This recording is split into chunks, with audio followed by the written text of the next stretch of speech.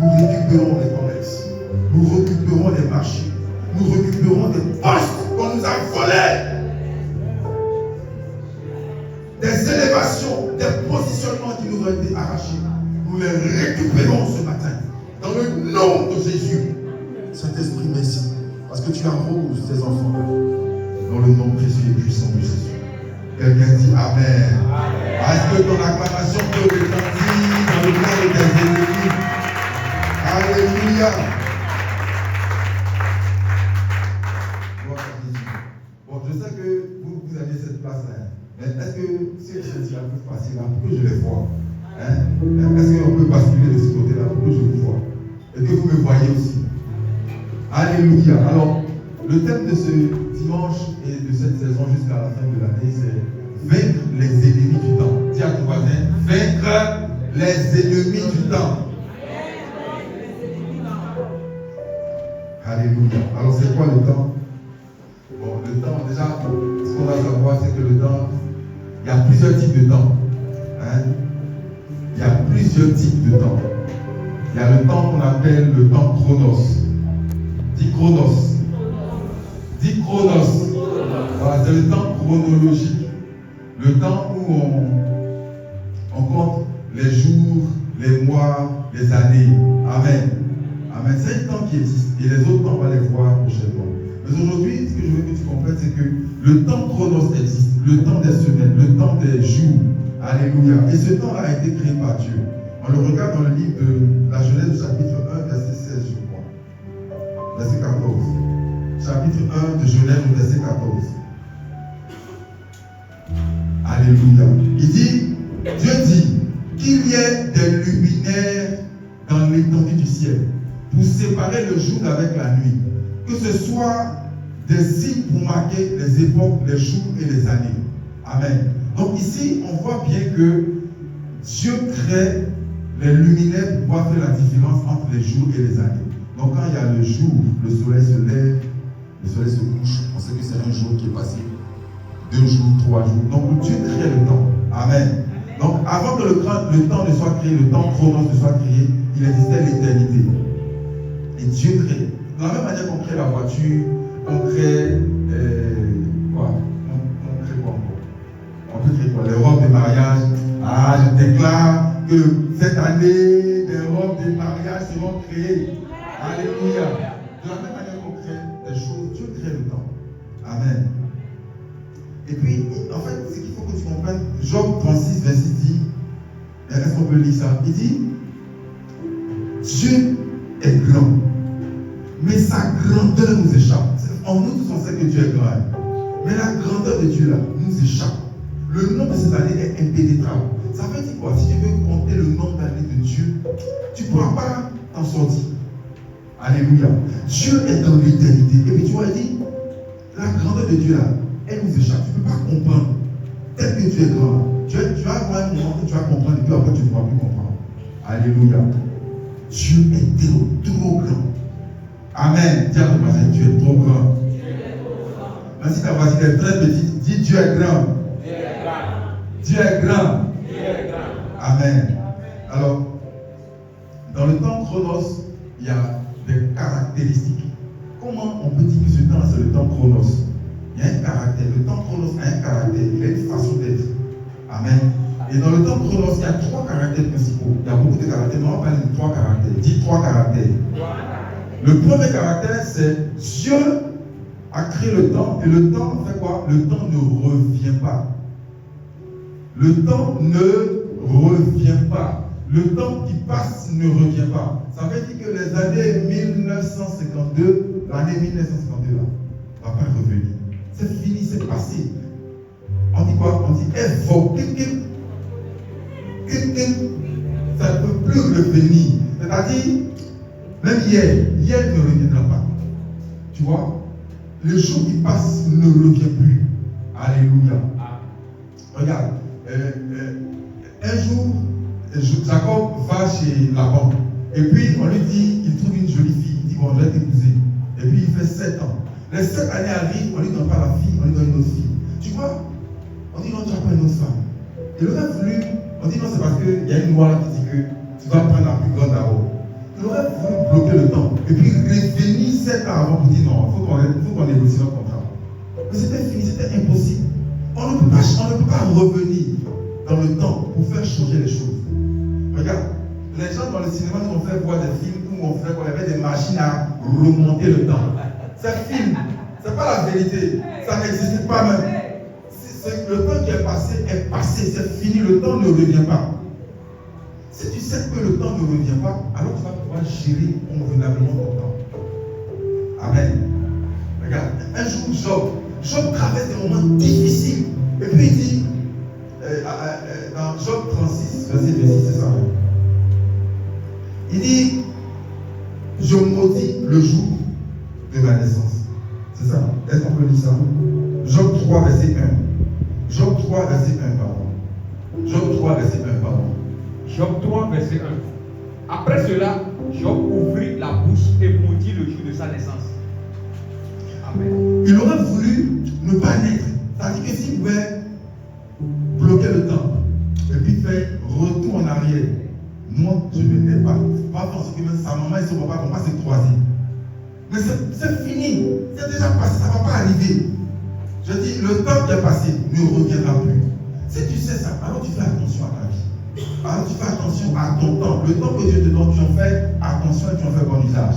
Amen. Amen. Donc ça, c'est la première caractéristique. La seconde caractéristique, c'est quoi? C'est que le temps chronos, le temps qu'on compte, le temps chronos, c'est aussi le temps que Dieu donne aux hommes, à l'humanité. Le temps chronos, c'est le temps que Dieu donne à l'humanité, aux hommes, aux animaux, aux arbres. Même les arbres, même, qui vivent dans le temps chronos. Parce qu'un arbre, il grandit. Un arbre qui grandit, il ne va pas revenir, c'est rapide. Non, il grandit, c'est fini, il va grandir. À cause du temps chronos. Parce que le temps chronos ne revient pas. Amen. Mais le temps chronos aussi est fait de saisons. 10 saisons. Dis qu'on va dire saison. 10 saisons. Les saisons, ce sont des périodes de la vie. Des périodes de la vie. Par exemple, il y a la saison de quoi? De l'enfance. N'est-ce pas? Il y a la période de l'adolescence. Il y a la période de l'âge adulte. Et il y a la période de la vieillesse. Amen. Dis saison. Dis cette saison est la bonne. Dis c'est ma saison de victoire. C'est ma saison de victoire. Regarde, chaque saison dans la vie d'un homme doit être une saison d'accomplissement de certaines choses. Tu vois, il y a la saison où, par exemple, quelqu'un a besoin de l'aide de sa maman pour grandir. N'est-ce pas? Mais quand cette saison passe et qu'il devient adolescent, qu'il joue au ballon, il va aller encore voir l'aide de sa maman. C'est fini. Donc les saisons là, quand elles sont passées, elles ne reviennent plus.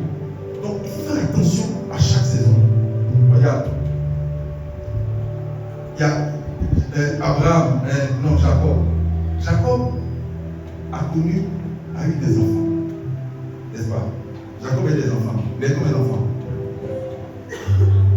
C'est drôle d'atteindre. Jacob a eu combien d'enfants? 12. Amen. Il a eu 12 enfants. Et qu'est-ce qui s'est passé? Il a eu des enfants dans sa jeunesse. Amen. Et il a eu des enfants dans sa vieillesse. Donc il y avait une saison. On va lire même, comment lui-même il appelle ça? Ruben. Il dit,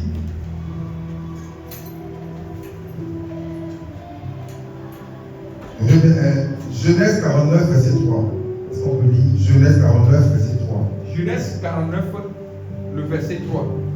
Ruben, toi mon premier-né, ma force et les prémices de ma vigueur, supérieur en dignité et supérieur en puissance.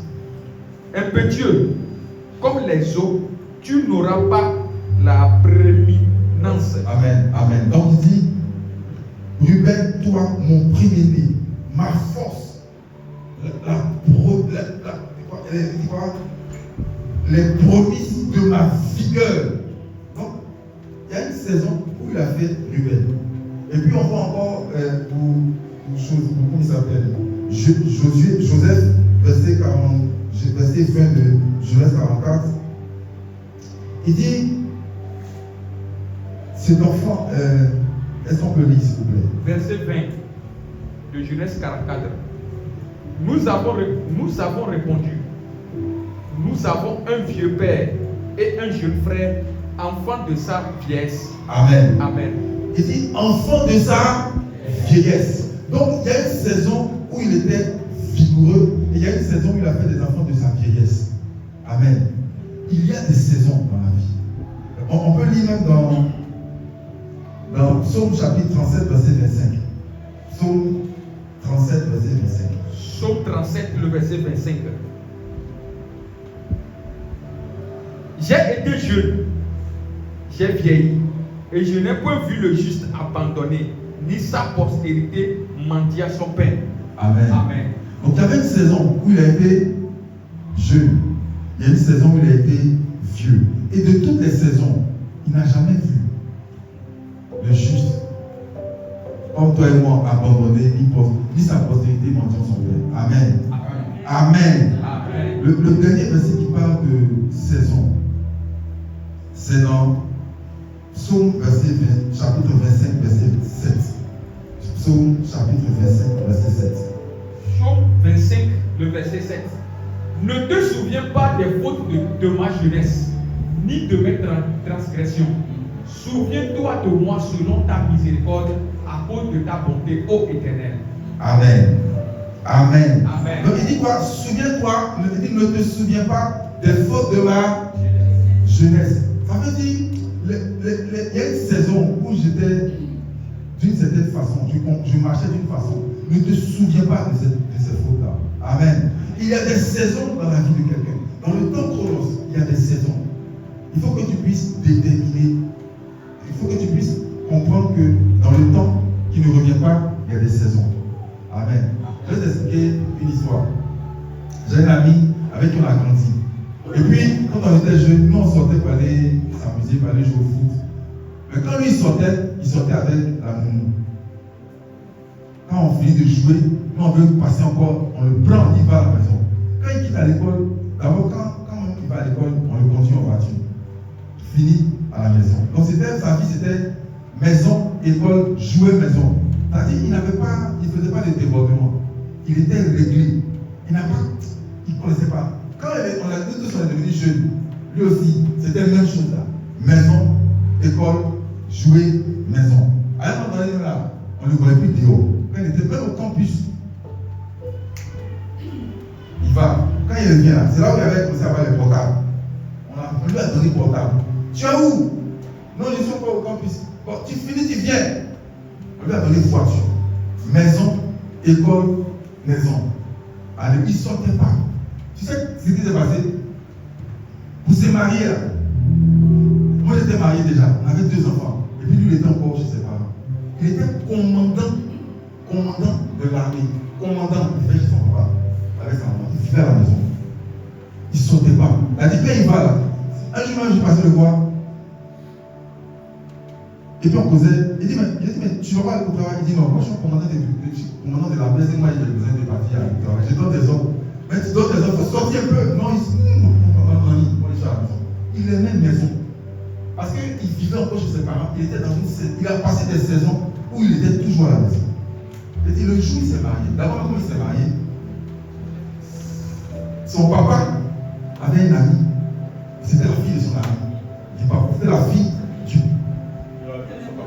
de l'ami de son papa. Donc on les a planchés. Donc il n'est pas sorti pour la rencontrer. Elle est venue le rencontrer à la maison.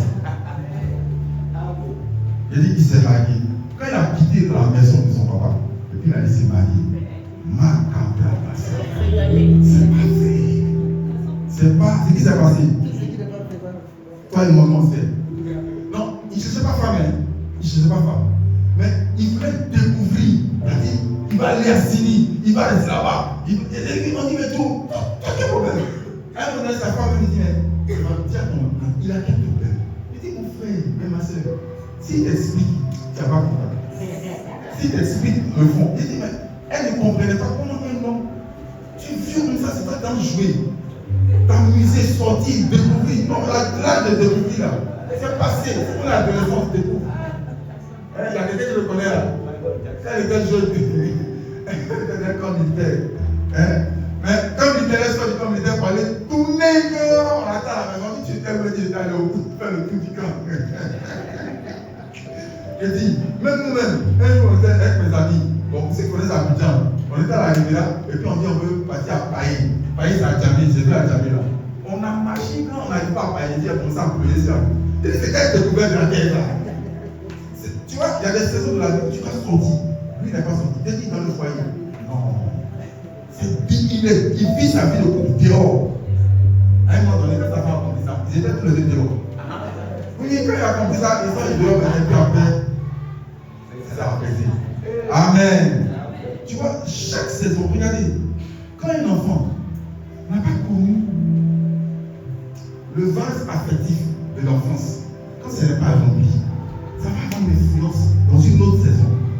C'est pourquoi les enfants qui n'ont pas rempli les vies affectives sont déprogrammés quand ils grandissent. Amen. Donc dans le code chronos, tu dois comprendre que les saisons arrivent et elles partent.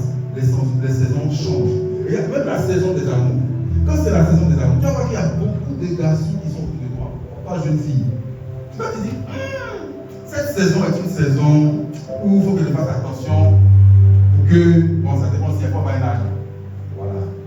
Quand il y a la saison des amours, c'est le temps de se marier. Il ne faut pas attendre pour dire, non, moi je suis trop belle, je suis trop. Il faut te marier. Il faut voir, il faut choisir. Quand il y a le temps du travail, tu vois, il y a une saison. Regardez. La saison du travail, c'est une saison où il faut travailler. Les hommes même se disent, si vous voyez, c'est à quel âge on commence à dire, on fait l'orientation des enfants à l'école. Ça peut être de 14 ans, 3e, 14-15 ans, on dit, bon, toi, tu vas choisir de faire quel travail. Donc tu dis, non, je suis fort dans les mathématiques, bon, donc moi je vais faire une science, une série littéraire. Il y a un gars là, lui, il ne comprend pas mathématiques, il ne comprend pas physique, il ne comprend pas français, il comprend son, musique vraiment. Il dit, moi je ne sais pas, j'ai fait les beaux-arts. Il y a un qui va dire, non, lui il voit les couleurs, les images, les photos, il va faire vidéo. Tu vois, ça c'est pas quand on commence à choisir. Parce que c'est la saison. C'est pas 55 ans qu'on dit, bon, moi je veux devenir ingénieur BTP. C'est une saison qui est passée. Tu vois dans la vie là, dans le temps chronos, il y a des saisons qu'il ne faut pas rater. Amen. Amen. Si vous voyez même, les hommes, avec la sagesse des hommes, la sagesse de la terre, on dit à 18 ans, tu peux partir en prison parce que tu es majeur. À 16 ans, on estime que c'est une saison que tu n'as pas encore dépassée, tu ne peux pas t'emmener en prison. En fait, prison des mineurs. C'est que c'est pas une prison, mais c'est une prison. À un certain âge, tu ne peux pas avoir certaines choses parce que c'est une saison. Quand la saison, par exemple, de vieillir, quand la saison de la vieillesse arrive, quel que soit le pays dans lequel tu te trouves, quelle que soit ta couleur de peau, tes cheveux deviennent comment? Les cheveux blanchissent. Même si tes cheveux étaient roux, noirs, vert, orange, blanc, bleu, ça va devenir blanc dans la vieillesse. Cette saison, on ne peut pas rater cette saison, ça va venir forcer.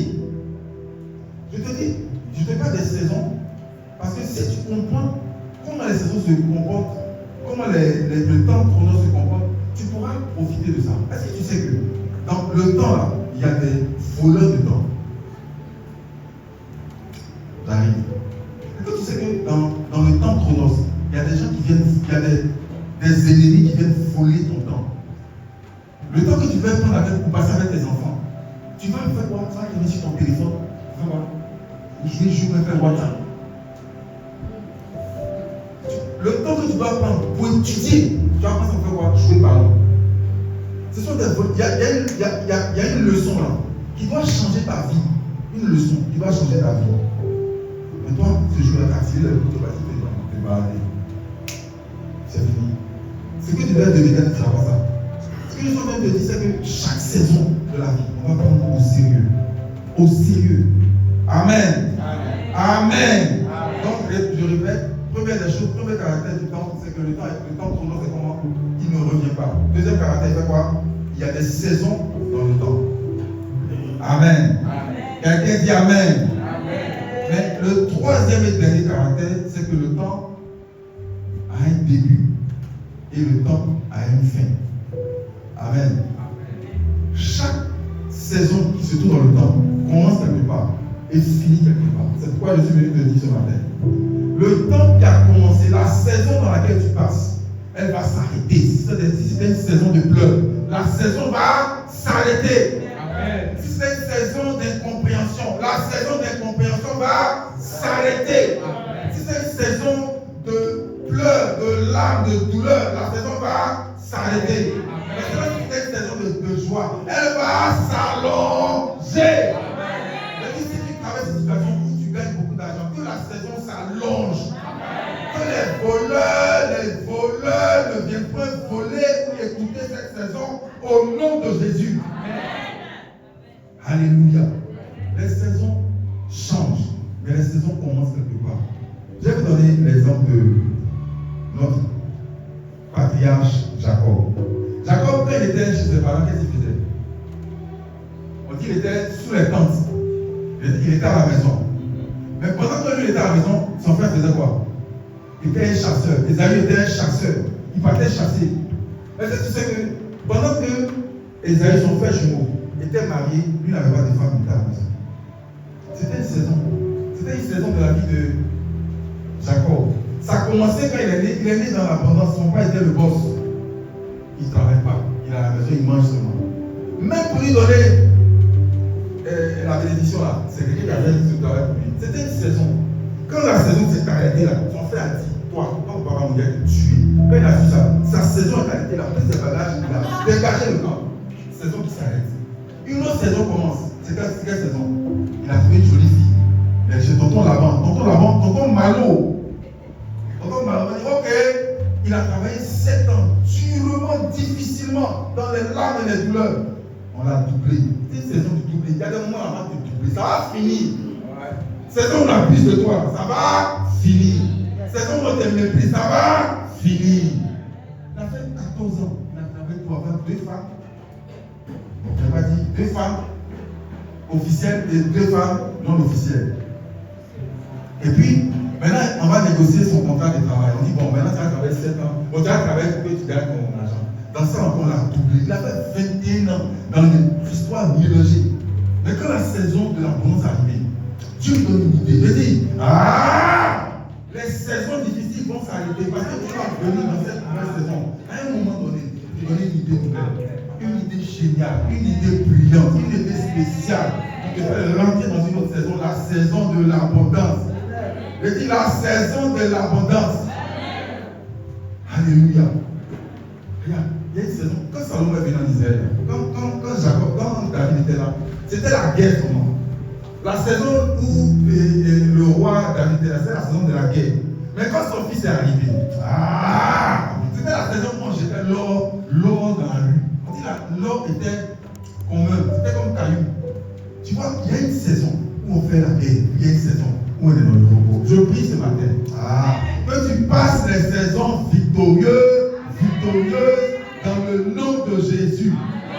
Quelqu'un dit Amen. Ton Amen ne me convainc pas. Est-ce que tu sais qu'une saison nouvelle commence pour toi? Amen. Gloire à Jésus. Maintenant, on a fini les caractéristiques du temps chronos. Parce qu'il y a un autre temps qu'on appelle le temps kairos, le temps aion. Bon, il y a plusieurs temps. Mais aujourd'hui, c'est le temps kairos. Le temps chronos. Vous êtes vivant et vigilant. Donc le temps chronos, il ne revient pas. Dans le temps chronos, il y a des saisons. Et dans le temps chronos, les saisons commencent toujours. Il y a toujours un début et une fin. Amen. Maintenant, la question que j'aimerais te poser. Comment fait-on pour vivre heureux dans le temps chronos? Quelles sont les clés que nous devons avoir pour vivre heureux dans le temps chronos? Le temps que Dieu te donne, le temps qui ne va pas revenir, quelles sont les clés que Dieu te donne? Comment tu peux percer dans le temps? Comment tu peux vivre dans les saisons heureuses? Amen. Amen. Amen. On va lire le livre de Proverbes au chapitre 3, verset 1. Proverbe 3, le verset 1. Mon fils, n'oublie pas mes enseignements et que ton cœur garde mes préceptes. Amen. Amen. Amen. Amen. Dis mon fils, n'oublie pas mes enseignements et que ton cœur garde mes préceptes. Le verset 2. Verset 2. Car ils prolongeront les jours, les années de ta vie et ils augmenteront ta paix. Amen. Amen. Amen. Amen. Voilà, c'est le verset de référence.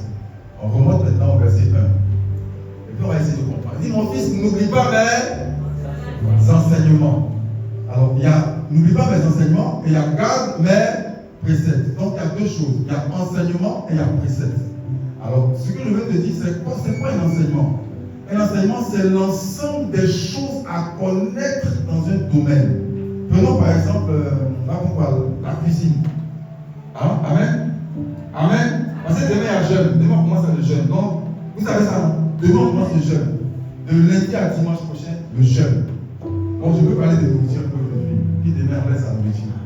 Alléluia. Regarde. Dans les enseignements qui parlent de la cuisine, par exemple, on va t'apprendre comment on prépare le poulet. Comment on prépare le poulet de bicyclette. Ce n'est pas la même manière de préparer le poulet de bicyclette que le poulet de chair. Parce que la chair est différente. Tu vois, on va te dire, bon, tu vois, dans l'enseignement, il y a des secrets qu'on va te donner. Tu sais, si tu mets 2 buts magiques, ça peut faire la différence. Si tu mets, comment ça, pied de bœuf dans le poulet, ça fait une odeur. Tu mets à Jovan, un poisson pourri, quand tu mets ça dedans, ça va se donner une odeur. Tu vois, il y a des pensées, il y a des secrets des femmes pour que ta cuisine, quand tu as préparé le poulet là, ce soit différent de tous les goûts. On va te dire par exemple, dans l'enseignement sur préparer le poulet, il y a les bases. Par exemple, on ne prépare pas le poulet la nuit, ça c'est n'importe quoi de dire. Voilà. On ne prépare pas le poulet, si tu veux griller de l'huile, si tu veux faire le poulet griller, il faut préparer avec beaucoup d'huile. Il ne faut pas prendre l'huile, il faut pas prendre l'huile d'Inor, il faut prendre l'huile de tournesol. Tu vois, il y a des secrets, il y a des enseignements, il y a des bases. Et puis dedans, on te dit aussi, il ne faut jamais préparer poulet pourri. Même si tu grilles, ce n'est pas bon. Si tu fais bouillir, ce n'est pas bon. Ne prépare pas poulet pourri. Ça c'est quoi? C'est un précepte. Ça veut dire les choses à ne pas faire. Donc dans l'enseignement, il y a les conseils, il y a les secrets, il y a les préceptes, il y a les choses à ne pas faire, il y a les choses qui peuvent te bonifier avec les conseils. Par exemple, on te donne un conseil, tu vois, si tu ne prépares deux poulets, il ne faut jamais mettre. C'est n'importe quoi de dire, je dis des choses comme ça. Tu mets deux poulets de chair, il ne faut pas mettre poulet de bicyclette dedans. Amen. Ça c'est ça, il dit, donc n'oublie pas les enseignements. Donc les enseignements sur la cuisine, il ne faut pas oublier. Et puis maintenant il dit, et que ton cœur garde mes préceptes. C'est-à-dire qu'il ne faut pas oublier les enseignements. Mais préceptes là, ça il faut garder. Ça veut dire que c'est une chose, si tu oublies les secrets de cuisine, comment on fait pour mettre du magique, tu peux oublier même. Mais donner la nourriture pourrie, préparer le poulet pourri, il ne faut jamais faire. Il faut garder ça précieusement. C'est ce qu'il est en train de dire, ce verset. On a compris, non? Ça veut dire qu'il y a beaucoup de conseils qu'on te donne. Mais il y a un conseil qu'on appelle le précepte. Ça, ne joue pas avec ça. Maintenant, pourquoi? Je vais t'expliquer. Disons le verset 2. Le verset 2. Car ils prolongeront les jours et les années de ta vie. Amen. Amen. On dit, c'est quand tu vas pas oublier tous les enseignements, mais que tu vas garder les préceptes que tes jours seront prolongés, tes jours et tes années. Il dit quoi? Tes jours et tes années. Bon, on y va. Prolonger les jours, ça veut dire quoi? En un point, prolonger tes jours, ça veut dire quoi? Ça veut dire, prenons lundi, prenons le lundi. Quand on dit tu vas prolonger le lundi, ça veut dire quoi? On laisse. Si on dit par exemple prolonger tes jours, ça veut dire que si tu dois faire 4 jours, ça va devenir 26 jours. Quand il dit prolonger, on va prolonger petit, on va prolonger beaucoup. Donc quand il dit on va prolonger tes jours, ça veut dire qu'au lieu de faire 4 jours, on va faire 26 jours. Donc si tu dois avoir 4 jours de bonheur, on va va faire ça devenir 26 jours de bonheur. C'est ça, non? C'est ça? On est d'accord? Non, est-ce que c'est pas ça? C'est ça, non? Ça veut dire prolonger tes jours. Il dit, si tu gardes les préceptes de Dieu, tu vas prolonger tes jours. On dit les choses, ça ne revient pas. Donc si tu as perdu un jour, tu peux garder encore 5 jours en plus. Parce que tu vas garder les préceptes de Dieu. Maintenant, regardez. Il y a une lumière qui m'est apparue. Il dit prolonger tes jours. Moi je dis, si on te donne le lundi, est-ce qu'on peut prolonger le lundi? Ça veut dire qu'il y a 24 heures dans le jour. Mais est-ce qu'on peut prolonger les 24 heures? On ne peut pas, non? Mais c'est ça qu'il dit ici. Il dit car ils prolongeront les jours. Les jours, ça veut dire lundi sera prolongé. Au lieu d'avoir 24 heures, toi tu peux avoir 36 heures. Amen. Maintenant je vais t'expliquer ce que ça veut dire. C'est-à-dire que si tu devais lire la Bible 2 fois dans la journée, tu as suffisamment de temps pour lire les 2 versets que tu dois lire dans la journée. Si tu devais passer 1h30 de temps avec tes enfants, tu as suffisamment de force et de temps pour avoir 1h30 avec tes enfants. Si tu devais faire 8 heures de travail, tu auras suffisamment de temps pour faire les 8 heures de travail. Si tu devais faire 2 heures de temps à faire bisous avec ta femme, tu auras les 2 heures de temps. Tu feras tout ce que tu dois faire dans ta journée. Parce que ce sera allongé pour toi. Amen. Amen. Aucun jour. C'est-à-dire, tu ne vas pas rater une seule seconde. Maintenant, en pratique, de façon concrète, on ne va pas te donner 36 heures. Tu auras effectivement tes 24 heures. Mais dans la pratique, qu'est-ce qui va se passer? Dans la pratique, tu ne vas pas avoir la paresse de faire les choses que tu dois faire. Tu ne vas pas avoir, quand les voleurs de temps vont venir, je vais t'expliquer un voleur de temps par exemple, mais des voleurs de temps. Facebook, YouTube, puis encore, TikTok. Ce sont des voleurs de temps. Donc toi, tu dois passer du temps à étudier, à travailler. Tu ne fais pas le travail, tu ne fais pas les études. Donc toi, tu vas perdre du temps. Le temps qui ne va pas revenir, tu le perds. Amen. Donc, qu'est-ce que ça veut dire? Ça veut dire, quand il te dit que tu vas prolonger tes jours, ça veut dire que dans la journée, là, tu vas faire TikTok. C'est pas grave. Mais ça ne va pas t'empêcher de faire les autres choses. Je vais vous expliquer une chose. Je croyais que, à un moment donné, je croyais que c'était impossible de lire le matin la Bible, le soir de la Bible, tout le temps la Bible. C'était impossible. Mais j'ai compris que c'est une question de quoi? De discipline. Je dis, même quand je suis dans la voiture, tout le monde est en train de parler, je suis déconnecté de ce que les gens disent et que je me connecte sur la parole de Dieu. Quand je suis en train de, même quand je suis en train de préparer, bon, je prépare. Bon, je prépare, non, je prépare. Ma femme m'a dit non, on va essayer de préparer. Sauce aubergine. Avant la vérité, je t'assure. Quand j'étais devant sauce aubergine, c'est comme si je suis bloqué. Je dis, on fait quoi? On met l'eau, on met la viande. Je dis, mais comment je suis fou? Mais elle m'a montré. Et donc j'ai appris. J'ai appris à préparer. Elle m'a dit, non, mon chéri, c'est ce que tu fais. Tu mets l'eau, tu mets la viande, tu mets les trucs. Pendant que tu fais boum, elle, l'aubergine, tu mets l'aubergine, tu mets la viande. Je dis, mais c'est facile comme ça. Oh, ça c'est rien ça. Je frappais un jour. Non, après, elle dit, c'est mon mari. C'est fort. La deuxième fois là, j'ai tout oublié. J'ai tout oublié. Donc, il demande, je vais l'appeler. Il dit, mais ça, si je l'appelle, elle va dire, non, mon mari, ça, c'est ça. Ça y est. Donc, il a laissé comme ça. Elle a dit, voilà, ça, c'est mon pardon, laissez ça. Alléluia. Donc, tu vois, il va prolonger tes jours. Ça veut dire que chaque jour, regarde, tu vois, il y a un volume d'amour que tu dois donner chaque jour aux gens.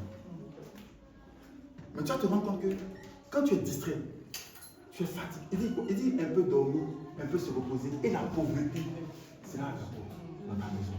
C'est-à-dire que les gens ont besoin que tu leur parles, que tu leur dises comment tu vas. Et puis toi, tu dis non, je suis fatigué. Donc tu ne pourras pas le faire. Qu'est-ce qu'il va faire? On dit va prolonger tes choses. Ça veut dire que ta fatigue là, elle est réelle. Mais il va te donner une force pour que la fatigue ne t'empêche pas d'appeler les gens. Pour que ta fatigue ne t'empêche pas d'étudier. Tu es épuisé, c'est vrai, on sait que tu es épuisé. Mais il va prolonger tes jours. C'est-à-dire qu'il va donner une force particulière pour que les 24 heures là, on ait les concepts. Mais toi, est-ce que tu as 24 heures aussi? Amen. Amen. Amen. J'ai dit, Dieu prolonge tes jours. Il te donne, au lieu de faire 20 jours, tu as fait 30 jours. Et puis il dit encore tes années. Là, c'est la partie là même que j'aime le plus. Il dit, il va prolonger tes années. Amen, amen. Amen, amen. Il veut que Dieu prolonge ses années. Alléluia. Alléluia. Mais tu sais, il dit encore, quand il dit prolonger tes années, il dit il augmentera ta paix. Ça veut dire que pendant que tu seras en train d'être dans la joie, pendant que tu vas avoir de longs jours et de longues années, tu seras dans la joie et dans la paix. Tu ne seras pas stressé. Tu ne seras pas dans. Entre nous, ça ne sert à rien de vivre de longs jours dans la galère. C'est pas un galéré dans mon livre, il doit son père. Ça va mieux. Non, sérieux. Sérieux. Passez au ciel. Un jour, il y a quelqu'un qui m'a dit, il dit, quand il se bat au ciel, moi j'avais plein de millions sur la terre. J'ai dit, ah bon, il dit oui. Il m'expliquait, il dit non, que là-bas les choses se font vite, tout est bien. Il dit, quand on va aller là-bas, donc là-bas c'est meilleur. Mais sur la terre, tu as besoin d'accomplir tes jours. Amen. Alléluia. On acclame le Seigneur un peu pour moi. Amen. Alléluia. Regarde, quand il dit, il va augmenter tes jours, tes années. Il va faire des efforts. Tu sais, une année, il y a quoi dedans? Dans une année, il y a tes vacances. Dans une année, il y a les fêtes. Dans une année, il y a l'école. Dans une année, il y a beaucoup de choses.